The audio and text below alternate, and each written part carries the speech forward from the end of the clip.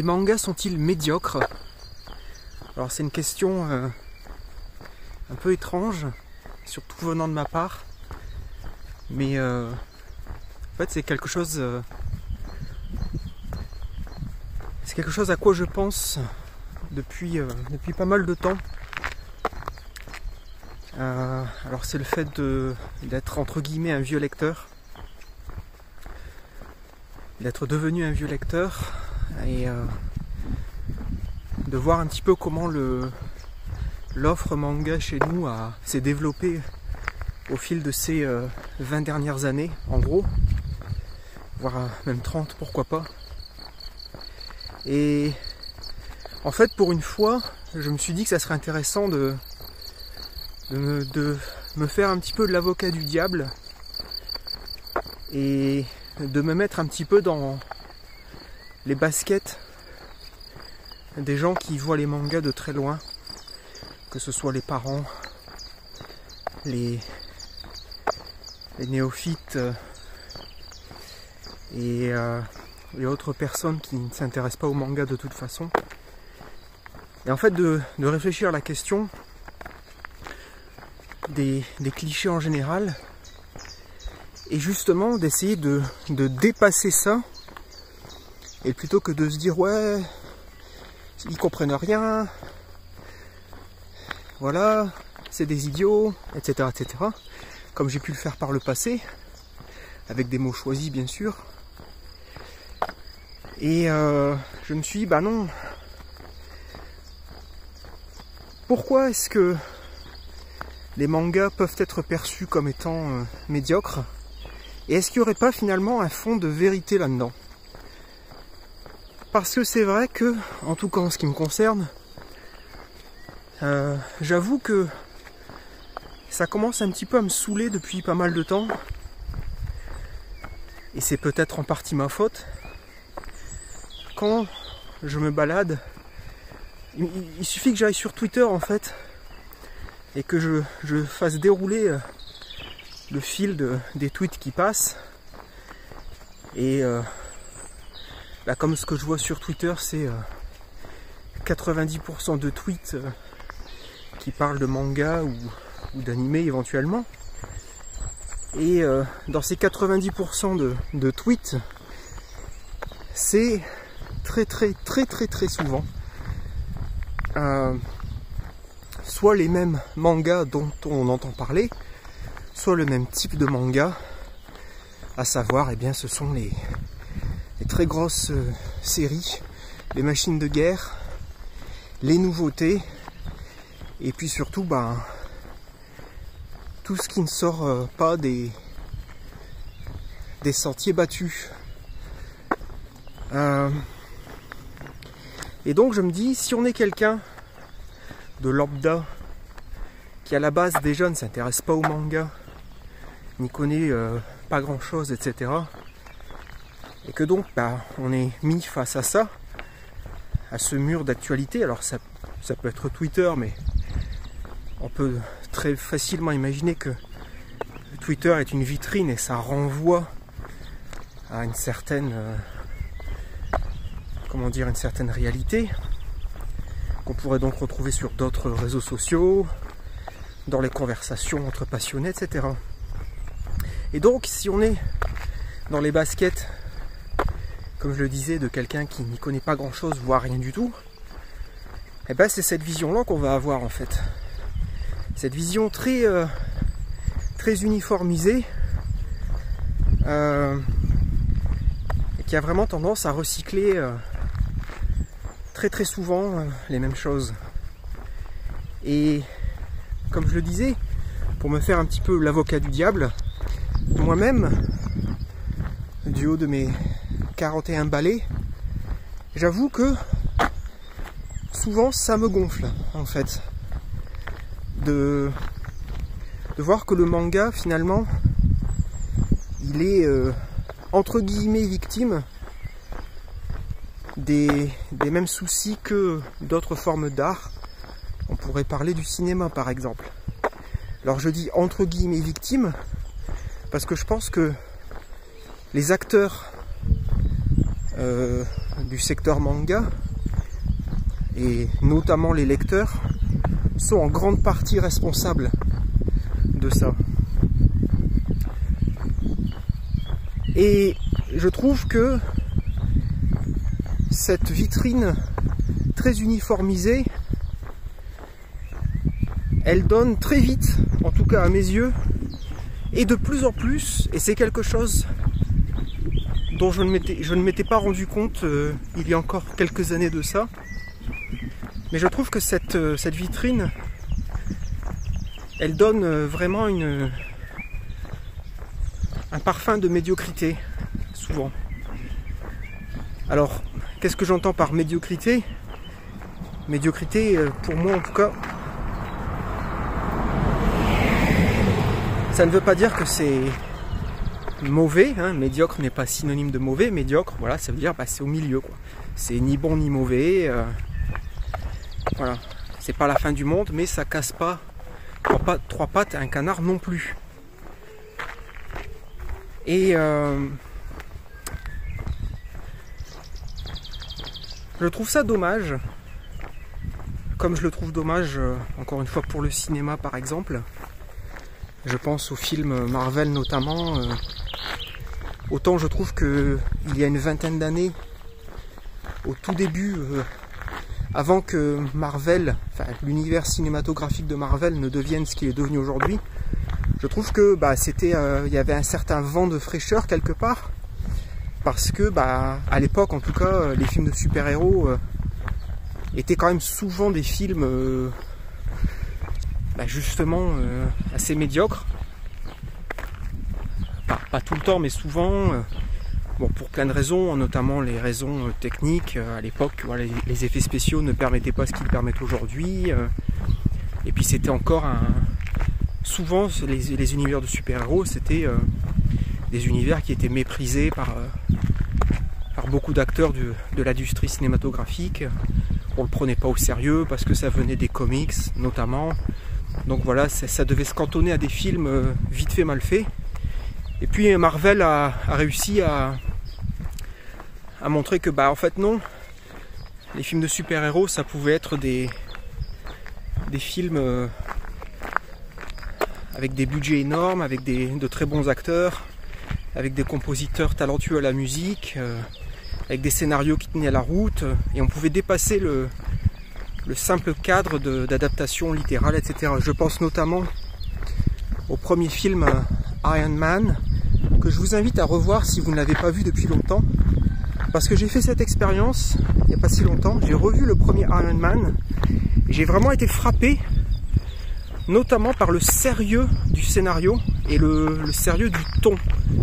Aujourd'hui, les films Marvel, ils sont devenus vraiment, je trouve, ils essayent à tout prix d'être des comédies coûte que coûte, en foutant de l'humour à tous les étages, et moi ça marche pas du tout en fait, parce que je regarde pas un film de super-héros pour entendre des blagues toutes les 2 minutes.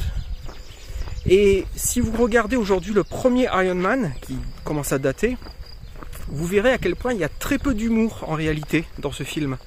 Et le film se prend globalement très au sérieux, avec une vraie menace, un vrai antagoniste, etc.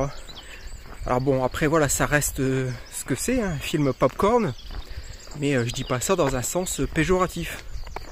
Bref, je me suis beaucoup éloigné de mon sujet d'origine, mais tout ça pour dire que aujourd'hui je trouve que les films Marvel par exemple sont tombés dans la médiocrité, et en fait ne prennent plus aucun risque et se contentent de recycler ad nauseam une formule qui a fait ses preuves. Malheureusement, pour un public tel que moi, ça ne marche plus du tout, parce qu'au bout d'un moment, les ficelles, elles sont tellement énormes qu'on ne peut pas les rater. Et donc les mangas, je trouve, c'est un peu pareil. En tout cas, quand je dis les mangas, je veux dire les mangas, encore une fois, qui sont présents dans cette vitrine numérique qui est Twitter et les autres réseaux sociaux, les autres sites, etc. Et du coup, tout ça pour dire, j'ai fait ce très long détour pour dire que je comprends en fait, je comprends et je n'accable même pas. Je comprends que quand on ne s'intéresse pas au manga, et quand on voit de loin un petit peu cette vitrine, comme je le disais, eh bien on peut très facilement et très vite avoir cette vision très réductrice, cette vision de tunnel, et de se dire bah oui, les mangas c'est ça, parce que bah c'est ça qu'on nous montre en permanence, c'est ça qu'on voit, c'est ça dont l'écrasante majorité des lecteurs parlent. Ça va être l'Attaque des Titans, ça va être d'autres titres qui ont leurs qualités, leurs défauts. C'est pas de ça dont je parle.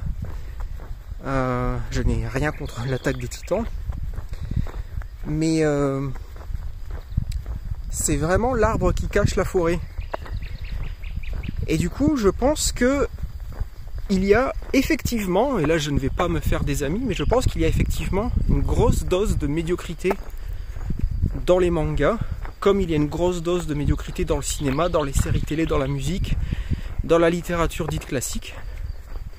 Et que malheureusement, notamment les réseaux sociaux, mais aussi les lecteurs, souvent jeunes, ils se focalisent à tel point sur cette médiocrité dont ils n'ont pas forcément conscience, parce qu'après tout ils ne connaissent quasiment que ça, et je ne veux pas non plus leur jeter la pierre, là je parle des lecteurs les plus jeunes, parce que c'est un petit peu normal, quand on est jeune et qu'on n'a pas encore une culture énorme, eh ben on va d'abord se tourner naturellement par les choses populaires, les choses dont tout le monde parle déjà, avant potentiellement d'avoir la curiosité d'aller voir ailleurs.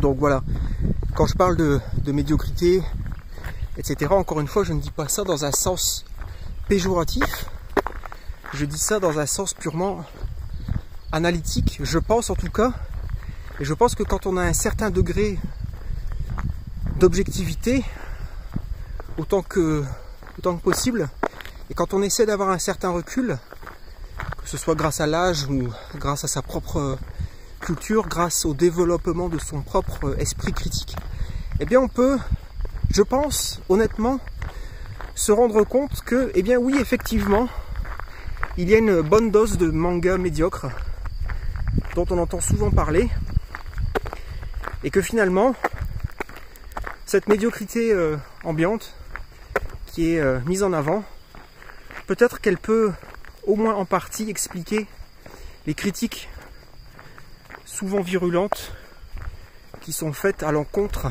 et à l'endroit des mangas en général. Alors bien sûr, après, toute la subtilité c'est de faire la part des choses et de reconnaître en fait cette potentielle médiocrité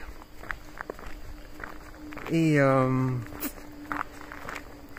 se dire bon bah s'il y a des critiques qui sont faites aux mangas, à savoir les mangas c'est moche, les mangas c'est violent, les mangas c'est sexiste, etc. Et je sais que c'est difficile en tant que passionné, en tant que lecteur,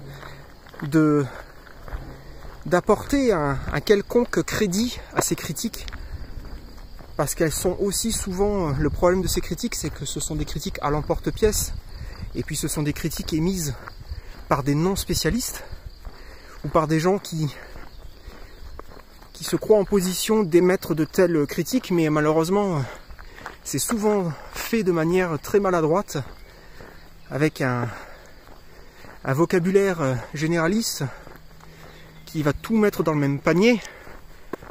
Je peux citer l'exemple du fameux « les mangas sont sexistes », contre lequel je me suis érigé par le passé, puisque pour moi il y a tout simplement déjà un gros problème de vocable, ou un problème de malhonnêteté intellectuelle. Mais, et encore une fois, toute la difficulté elle est là, je pense, c'est en tant que lecteur, en tant que passionné, justement d'essayer de se faire violence et de se dire, mais attends, si toutes ces critiques-là, elles perdurent depuis des décennies, même s'il y a bien sûr une part certainement importante de ces critiques qui n'est pas pertinente. Peut-être que malgré tout, en essayant de prendre un peu de recul et en se faisant violence par rapport à notre passion, on peut se dire, bah, peut-être qu'il y a un fond de vrai. Et je pense que si on se montre suffisamment critique envers ce qu'on aime, à savoir en l'occurrence les mangas, eh bien je pense que ça peut être finalement positif et salvateur, parce qu'on peut reconnaître certains errements et se dire, bon bah, est-ce qu'on peut faire quelque chose pour faire en sorte que ça change, à poser notre pierre à l'édifice, plutôt que taper du poing sur la table en permanence, et tout en sachant que finalement ça ne servira pas à grand chose, un peu à l'image d'un coup d'épée dans l'eau. Donc finalement, les mangas sont-ils médiocres?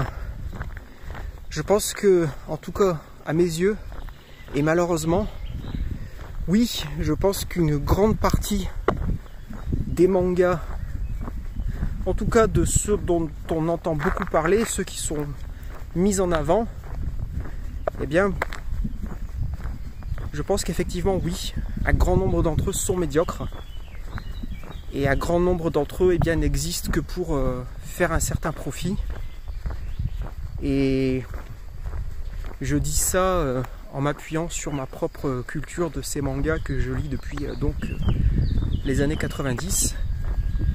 Et j'avoue que plus le temps passe, et plus j'ai du mal à lire des choses vraiment passionnantes, ou alors des choses qui ont un minimum d'originalité. Je pense que ça, c'est c'est quelque chose d'assez central dans mon raisonnement, cette question de l'originalité. Alors, je ne demande pas bien sûr que les mangas réinventent la roue à chaque nouvelle série, à chaque nouveau one-shot. Mais quand on lit des choses qui vraiment nous endorment, je pense que la question de l'originalité et finalement de la médiocrité, ces questions-là ont une certaine pertinence. Voilà. Donc je ne sais pas ce que vous pensez de tout ça, mais j'aimerais beaucoup avoir vos avis, vos retours dans les commentaires sous cette vidéo, bien sûr. Tandis qu'il fait chaud en Dordogne, il fait très beau.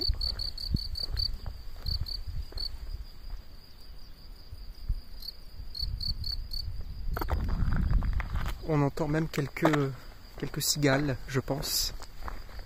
Voilà, c'est pas encore le vrai sud, mais c'est pas mal. Bon, bien voilà, c'est tout pour moi pour cette fois. J'espère que cette vidéo vous aura intéressé. Et puis, je serai impatient de lire ce que vous pensez de la question des médiocrités des mangas. Donc, dans les commentaires sous cette vidéo. Portez-vous bien. À bientôt, tout le monde.